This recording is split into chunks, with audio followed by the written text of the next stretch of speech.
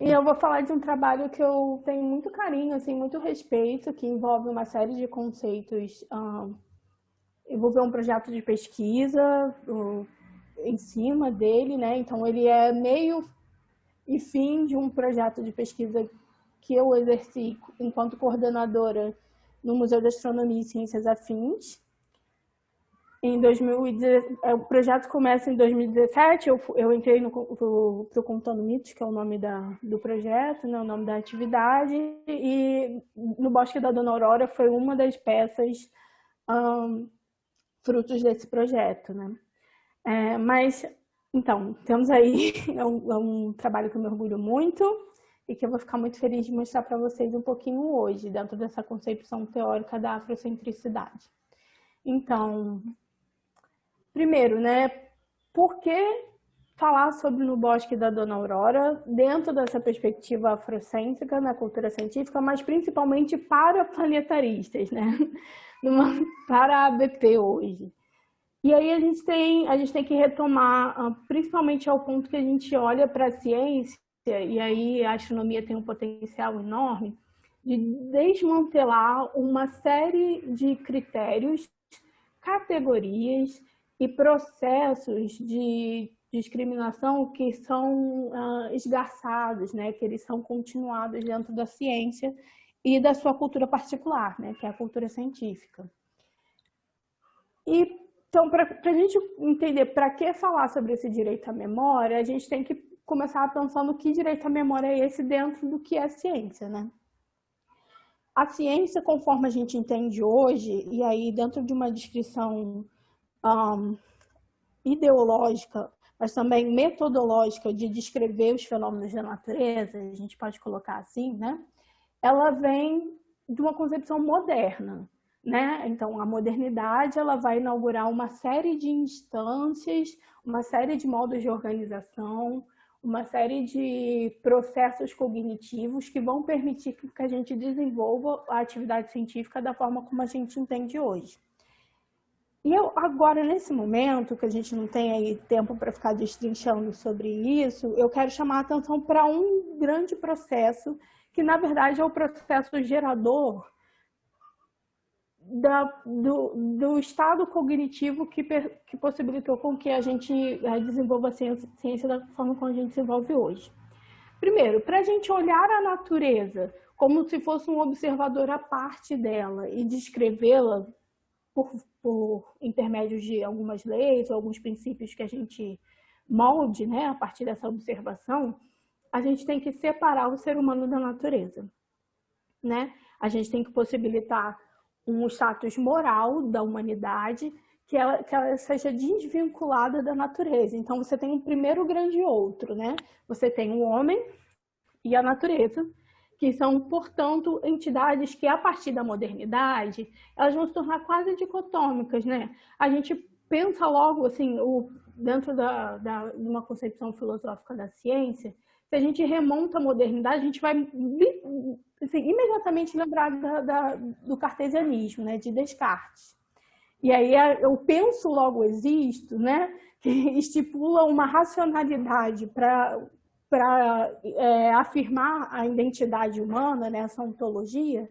Ela diz, então, que o humano ele raciocina de uma determinada forma e tem todo o resto das composições orgânicas da natureza que não raciocinam e, portanto, não são humanas. Então, você tem esse grande outro, o primeiro grande outro. O segundo grande outro, que é inaugurado com a modernidade, e aí é por isso que é um outro em O maiúsculo, né? É uma distinção. Primeiro a gente tem distinção homem-natureza e depois a gente vai distinguir os homens entre si. Homens aí no sentido de humanidade, né? Entre si. Né? E a modernidade ela faz isso de uma forma tão extrema, no sentido de apontar que tipo de humano é correto, que ela vai centralizar as atividades humanas legítimas como um padrão de um ser humano específico, que é o europeu, que é o homem, que é o hétero, que é o cis, que é o branco, né? E ele vai não só marginalizar as demais, como vai escolher algumas outras categorias como menores ou principalmente não humanas. que foi o caso, por exemplo, dos africanos escravizados, né? Dos indígenas aqui no Brasil, que inclusive, a início, né, a gente tem registros lá, tinha registros no Museu Nacional de jesuítas que chamavam indígenas de plantas, né? Eles não podiam ser, eles claramente eram diferentes dos africanos e eles tinham que ser diferentes dos europeus, então eles estavam ali entre o animal e o humano e chamaram eles de plantas, era planta indígena. Para vocês terem ideia, essa necessidade de dissociar a figura humana, o humano central, que é o branco europeu, dos demais. Essa dissociação, ela tem critérios, né? Quais são esses critérios de dissociação? A gente poderia falar que tudo que é branco, quem não é branco não é humano, né? Ou é menor que um humano. Mas é um pouco mais delicado, um pouco mais sutil que isso, né? Porque se você simplesmente dizer o branco é melhor e o negro não, né? No caso, inventaram o negro na modernidade, né? Os africanos, as inúmeras etnias africanas não são, você está estabelecendo de forma explícita um preconceito que ele não tem nenhum cunho científico, né? Ele não é justificável dentro de uma perspectiva ética, né? Uma perspectiva moral, na verdade. Então, começamos a inventar critérios para determinar o porquê uma determinada raça, e a gente vai usar a raça já no processo de racialização, ser melhor, ou ser escolhida, ou ser legítima do que outras. E uma dessas categorias, sem sombra de dúvida, foi a atividade científica. Foi o fato de racionalizar a natureza, ou o ser humano, a partir de perspectivas que, entre aspas, não eram mais divinas, né? Lembra? A gente sempre fala se religião é diferente de ciência, as leis da física, blá, blá, blá. Então, a gente começa a falar que a ciência, a gente começa a vincular a ciência como uma forma, a ciência por ser maiúsculo, como uma forma verdadeira de enxergar a natureza, verdadeira com V maiúsculo, ela é absoluta, ela é universal. E todo mundo que não pensa sobre esses critérios lógicos, ele é menos humano, ou ele é menos racional, ou ele, usando os termos que se usa, inclusive até hoje, eles são mais primitivos, né? Depois a gente pode discutir por que a ciência adota ou chega a essa racionalização própria, né? Que é uma racionalização que é cultural, ela tem via histórica, né? E, portanto, ela não cabe nos demais povos do mundo, não no sentido de primitivismo, mas no sentido de cultura mesmo. Boa parte das nossas concepções científicas, lógicas, ou seja, proposições cognitivas para descrever a natureza, elas são derivadas de lógicas religiosas do Ocidente. E, portanto, nós nos apropriamos dessa lógica através de séculos e a usamos para dominar os outros povos. Qual é o grande problema disso, né? A gente estabeleceu, portanto, desde lá atrás, no contexto da cultura científica, posições de voz, ou seja, de quem consegue ordenar o mundo a partir da sua forma de pensá-lo, e posições de silêncios, aqueles das quais têm voz, mas são limados de exercer a sua racionalidade ou sua forma de contar, existir e contar o mundo a partir dela. E a gente está nesse ponto na cultura científica, não apenas na cultura científica, né? A gente vê isso ter se tornado um campo de batalha em todas as esferas sociais culturais da atualidade, né?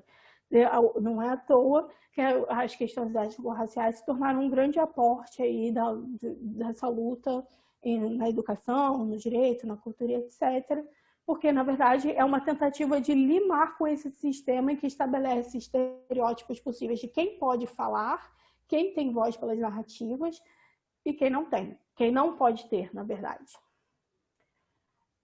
Esse projeto de silêncio, dentro da teoria decolonial, a gente chama de colonialidade, né? Porque a gente entende que o colonialismo é um sistema político-econômico de dominação por essas vias de uma nação em relação a outra, mas que o colonialismo, mesmo quando ele é apartado, quando ele acaba tendo esgarçamentos em dimensões que vão além das políticas econômicas, né? Ou seja, você tem você tem o esgarçamento dessas relações na cultura, nas relações sociais, nas estruturas da sociedade como aporte da história e, portanto, também com a memória, né, como aporte da memória. O que a gente chama, então, que a colonialidade ela pode exercer 3 grandes espectros, que é a colonialidade do poder, ou seja, os modos de definir o que é autoridade, quem pode legitimar um conhecimento como verdadeiro, quem domina os meios de produção, quem domina as cadeias cognitivas de produção de conhecimento, quem pode falar e quem pode ouvir. Mas isso gera o que a gente chama de colonialidade do saber. Ou seja, o que impregna a nossa formulação de produção de conhecimento é o fato de que, por haver essa dominação em todas as instâncias de poder da sociedade a partir de uma única racionalidade, todas as outras identidades permanecem colonizadas. E também, portanto, a sua forma de descrever o real também está colonizada. Eles também estão impedidos nisso.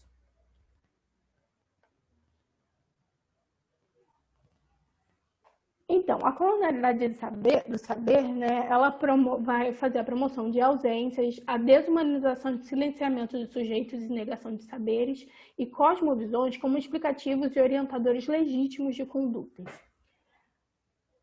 A maioria das pessoas, quando ouve falar isso, a maioria dos cientistas, na verdade, né, quando ouve falar sobre a colonialidade do saber, tal qual o Lander a descreve, ele vai falar assim, mas aí então tudo é conhecimento. É necessário que a gente tenha uma sensibilidade analítica, a gente comece a se despir, né, das nossas camadas de preconceitos e estruturas raciais pré-conceituais, né, de forma a identificar o que é opinião, entre aspas, o que é mística da cultura e o que é uma produção de conhecimento. E aqui a gente está legitimando produções de conhecimento que são colocadas à partir de uma via de preconceito racial, e que acontece ainda hoje. E eu vou mostrar para vocês por que Dona Aurora, que é essa senhorinha aí, que está fazendo com o seu colar de búzios, tem a ver com isso, né?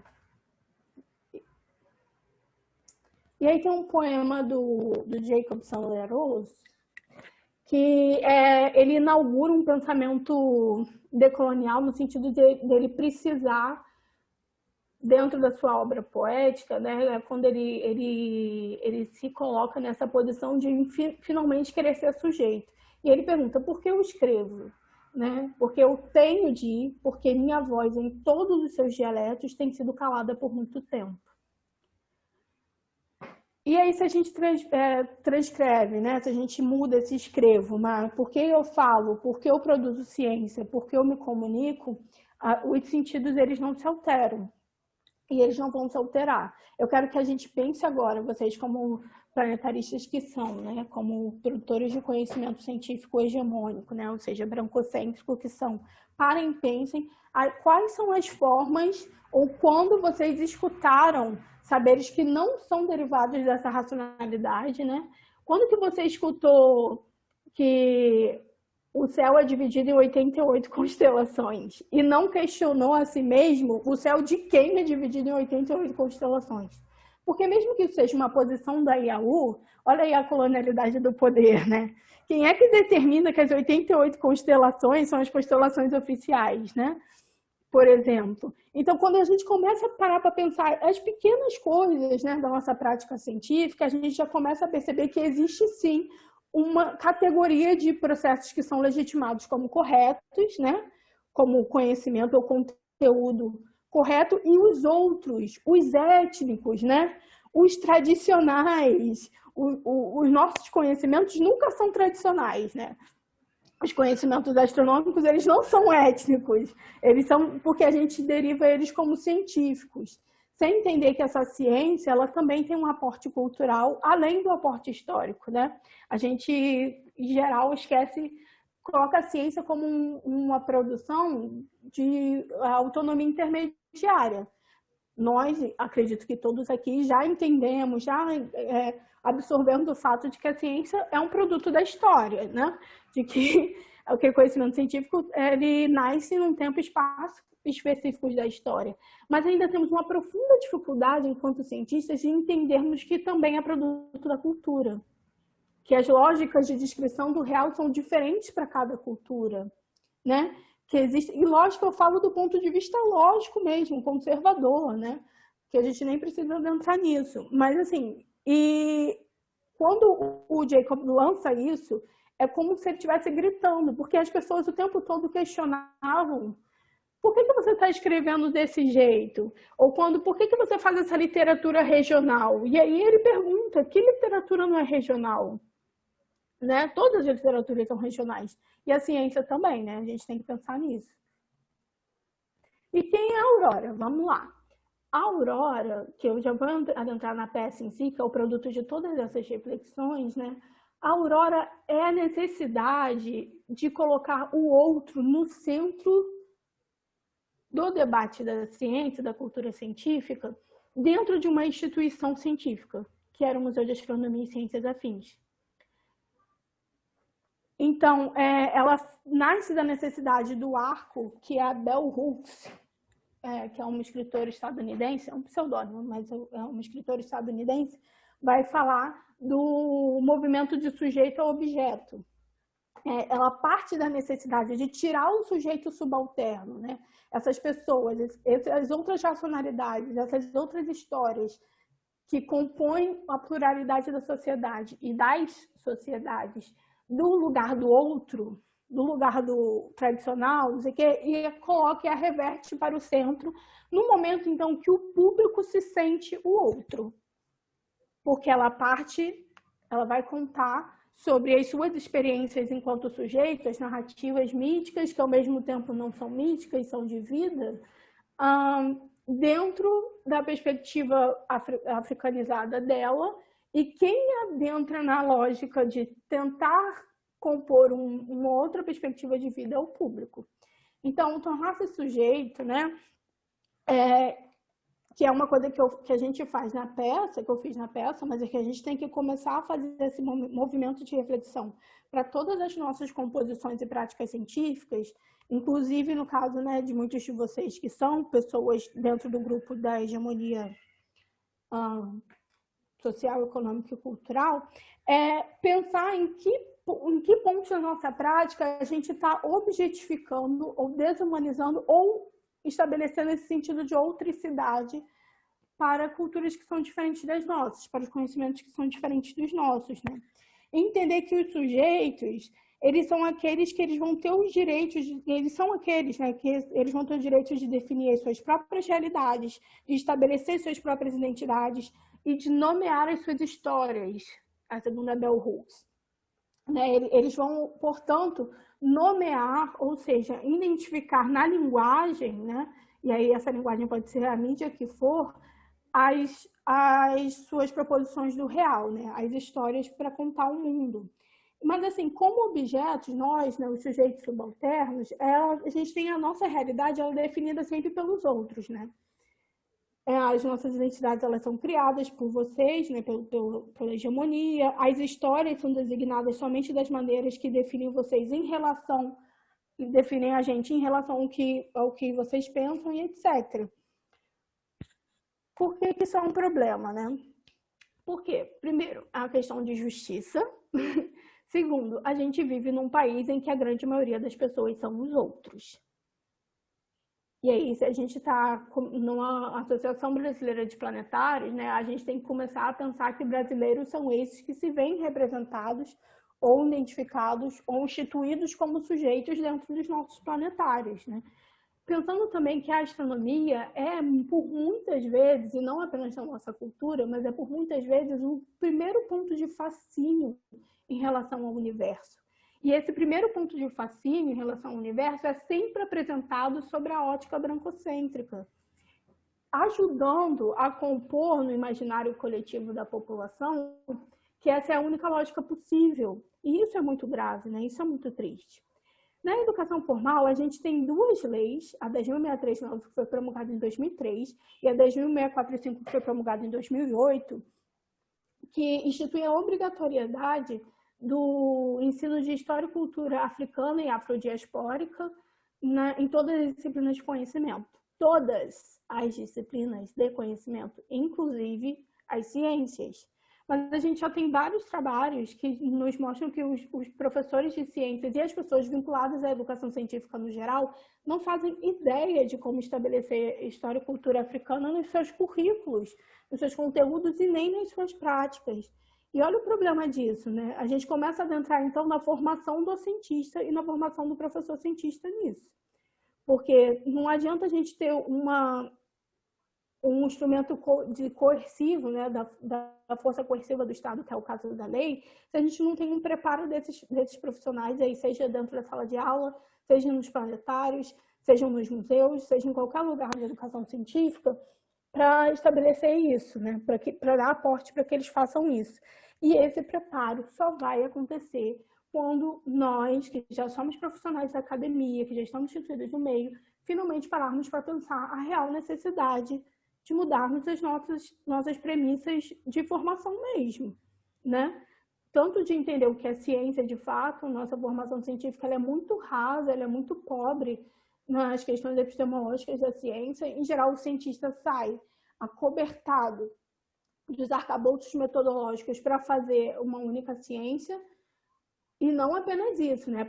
Partes características de uma única ciência. Então, ele sabe muito bem as leis de Newton, ele sabe muito bem a mecânica quântica e fazer os cálculos e tal, mas raramente consegue pensar nos pressupostos filosóficos que geram, por exemplo, a dualidade onda-partícula, né? E isso só vai mudar se a gente fizer o que a gente está fazendo agora, que é sentar e conversar sobre a necessidade disso acontecer.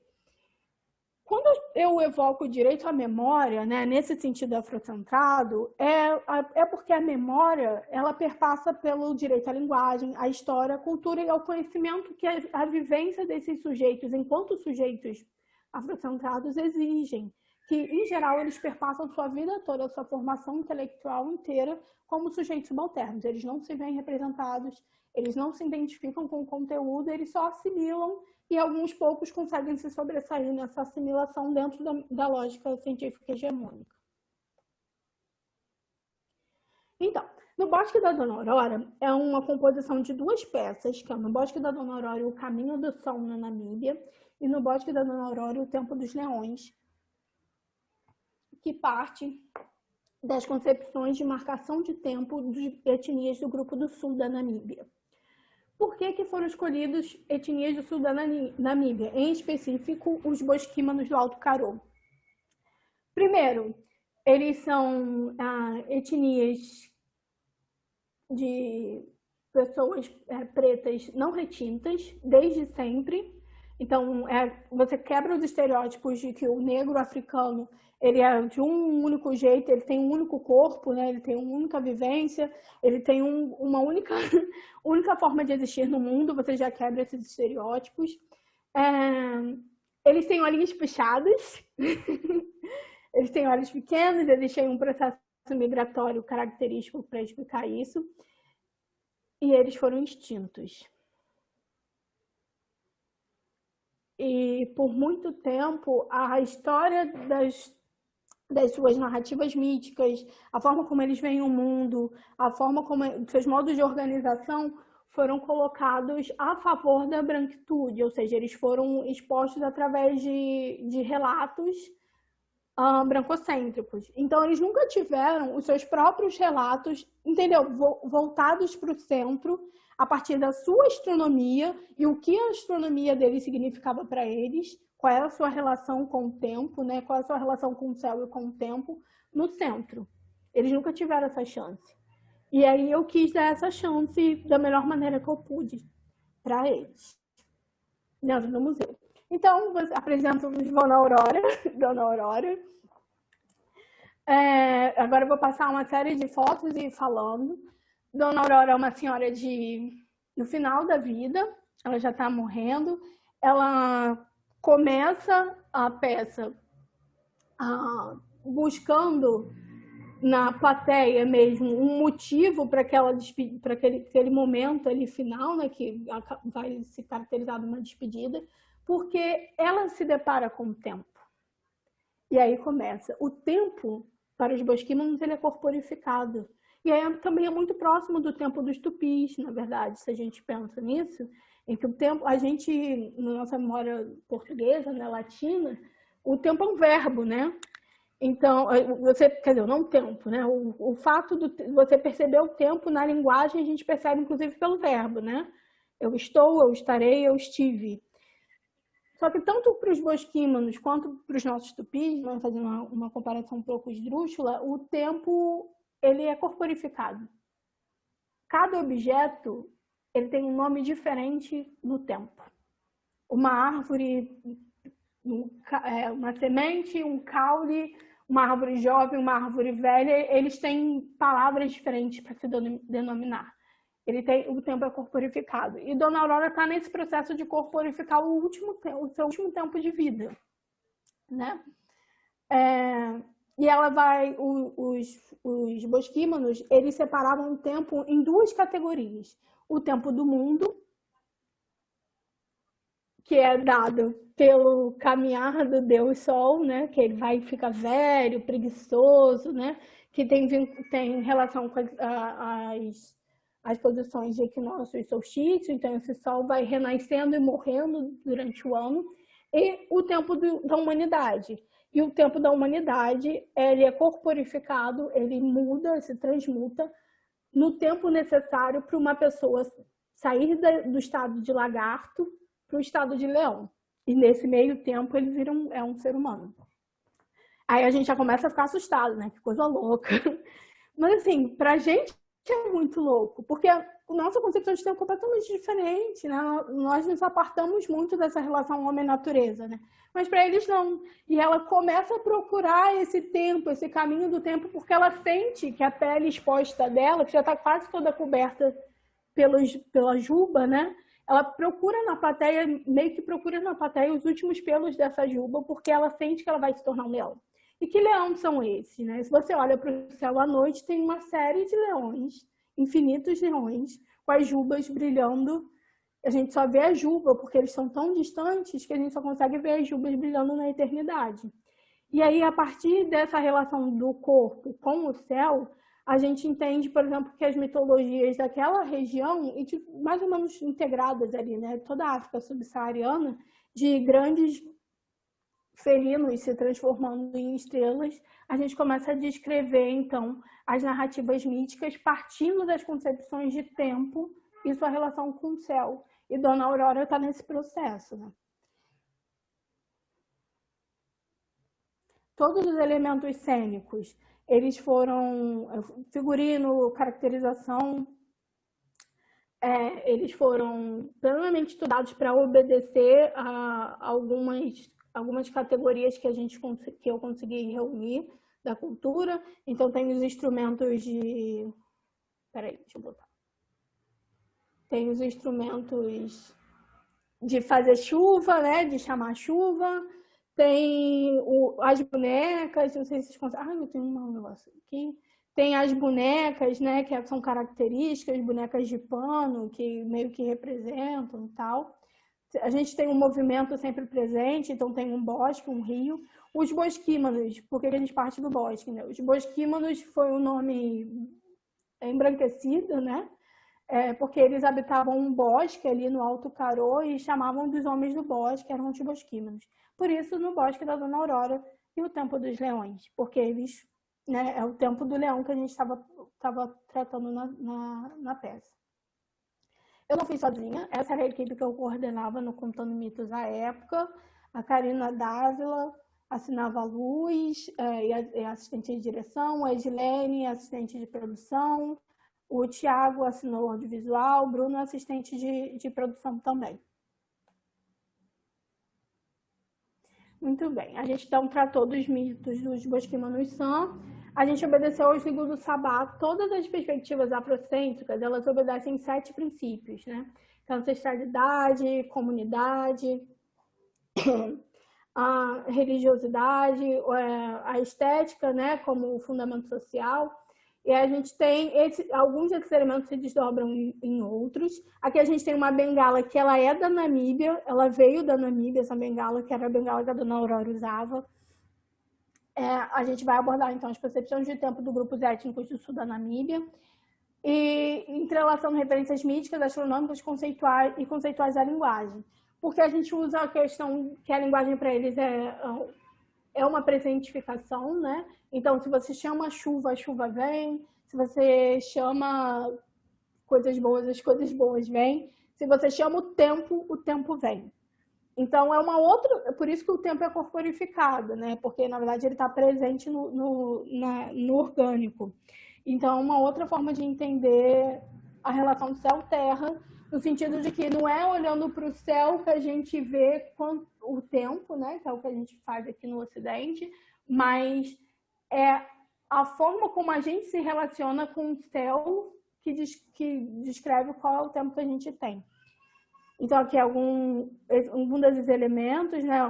Os colares de búzios que eles usavam para marcar a idade dos anciãos. 2 colares de búzios, um da família do pai e um da família da mãe, são entregues ao nascer. E o terceiro colar de búzios, a pessoa faz e veste no final da vida quando morre, a família coloca. Então, aqui já era no final da peça, enfim, era eu manuseando o cenário, né? Aqui é o cenário como um todo, o auditório super pequeno, era para 35 pessoas só. E aí é que o sol nascendo de novo, né? Quando ela morre, o sol nasce de novo. Detalhes do figurino. Da onde eu tirei, então, esses relatos? Eles são relatos etnográficos que foram incluídos na tese do José Manuel de Prada Samper, chamada Mitos e Crenças dos Bosquímanos, relatos orais acerca do leão, dos leões, né? E tinha um conto, que é o Caminho do Sol na Namíbia, que é as palavras de Damara. Sim, a Carol participou do livro, que é do livro Contar Histórias, Contar Estrelas, que fala sobre essa relação do tempo dos povos Damara e Namã, que são compostos por 2 personagens do livro, que também são etnias ali vizinhas dos bosquímanos. Felizmente sobreviveram até hoje. Existem bosquímanos hoje, sim, eles vieram da Botsuana, mas os bosquímanos da Namíbia foram exterminados pelas invasões alemãs e belgas. E esses relatos são relatos do século XIX, que estavam fechados na Universidade de Salamanca, enfim, muito distante, né, da população no geral, e a gente quis torná-los públicos de alguma forma dentro da Dona Aurora, né, dentro de um museu de ciência público no Rio de Janeiro.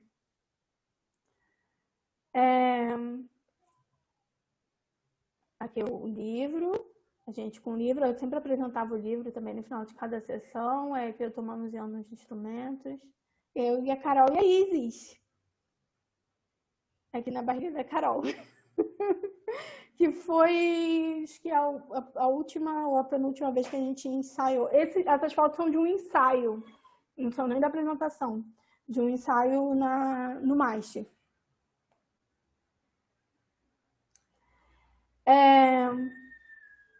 Ao final da peça, eu vou agora passar um monte de fotos da peça. Tá.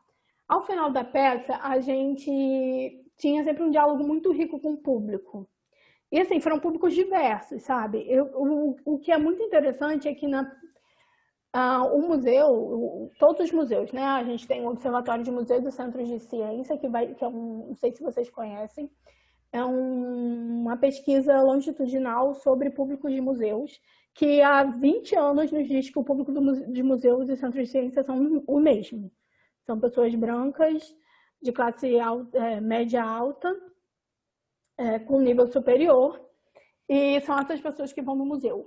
No Bosque da Dona Aurora, eu fiz, né, mas aí a minha equipe comprou muito a ideia e a gente fez uma divulgação extensiva de pegar o telefone e ligar para a Associação de Moradores, ali porque eu não sei se vocês conhecem o Museu de Astronomia, fica ali em São Cristóvão, ali perto da Feira de Tradições Nordestinas, mas também da Barreira do Vasco. Então, tem uma série de pessoas, o entorno do museu são comunidades bem pobres, assim.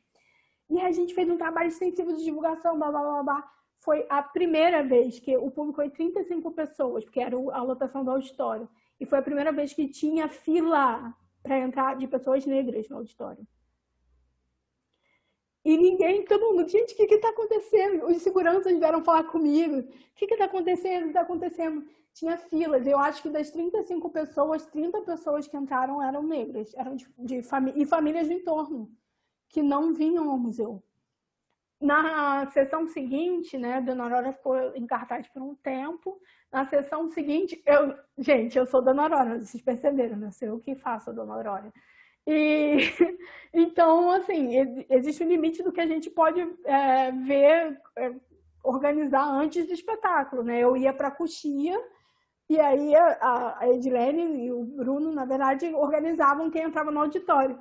E eu entrava, o público já estava no auditório, eu entrava pelo meio do auditório, que gerou algumas coisas engraçadas, de criança me ajudar a levantar, sabe? Me ajudar a andar, achando que era velha mesmo e tal.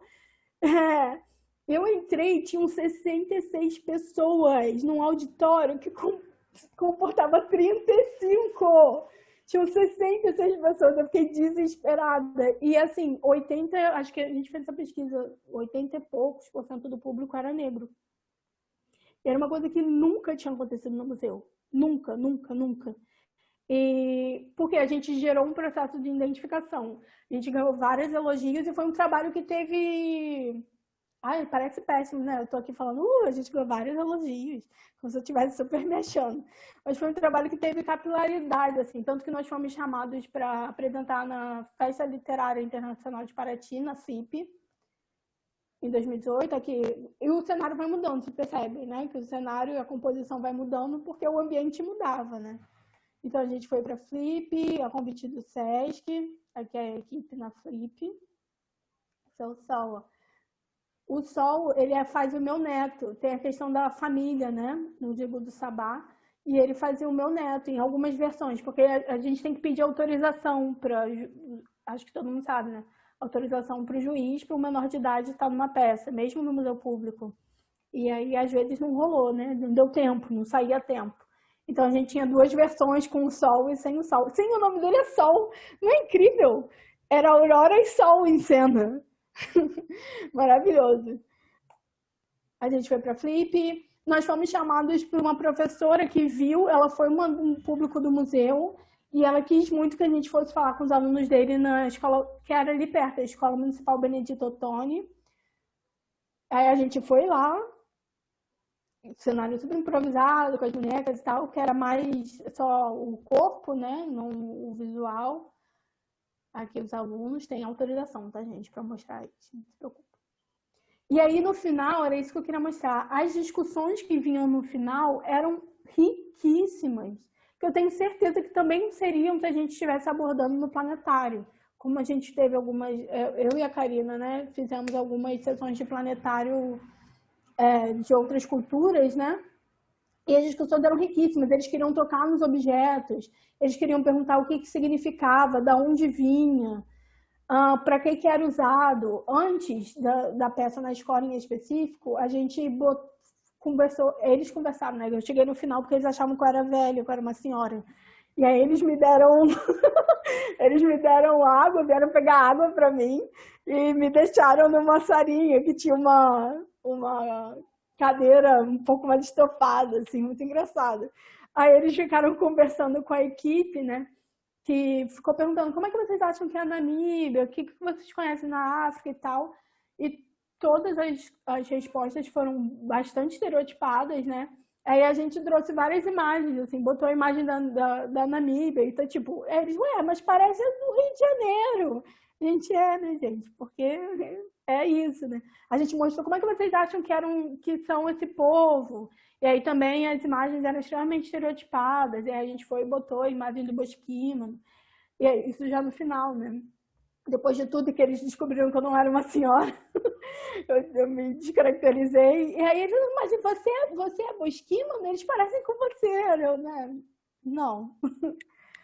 Não, mas então, é pra gente ir desconstruindo uma série de estereótipos, né? Aqui é o piloto, né? A Karina fazia minha neta. A gente foi mudando os cenários.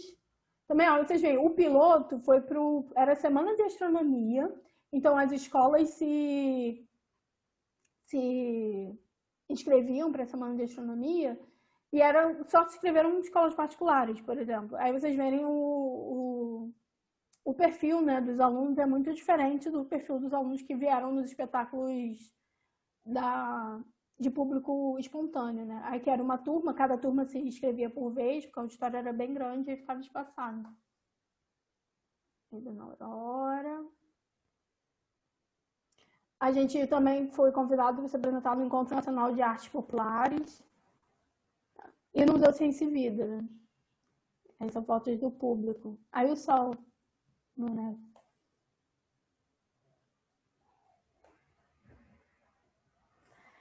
Enfim, gente, tudo isso, a ideia foi fazer uma conversa, né? Não foi nem, tipo, adentrar muito, não sei nem se coube dentro da proposta de vocês do evento, mas a ideia foi mostrar um relato de experiência que é vinculado de um arcabouço teórico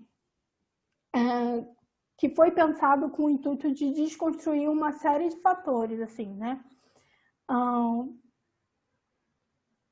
E uma coisa que assim, me chamou muita atenção, existe um porquê o nome dela ser Aurora, eu não vou entrar nisso, mas existe, tem relação com essa frase, Aurora é um tempo. E depois de uma apresentação, que foi para uma das escolas, assim, teve uma menina, que era a única menina negra, que ela era bolsista da escola, e ela estava chorando, assim, prantos. Ela chorava horrivelmente. No final, veio me abraçar, não sei o quê. Eu até comprei um dos livros e enviei para ela. E ela falou assim, ela virou para mim assim, a Aurora é um tempo, não é? Eu entendi, a Aurora é o tempo. A Aurora é o tempo. Cara, isso acabou, porque ela entendeu a noção de tempo dos mosquímoros, desse ponto, sabe? E é assim, a Aurora é um tempo dos começos e dos fins.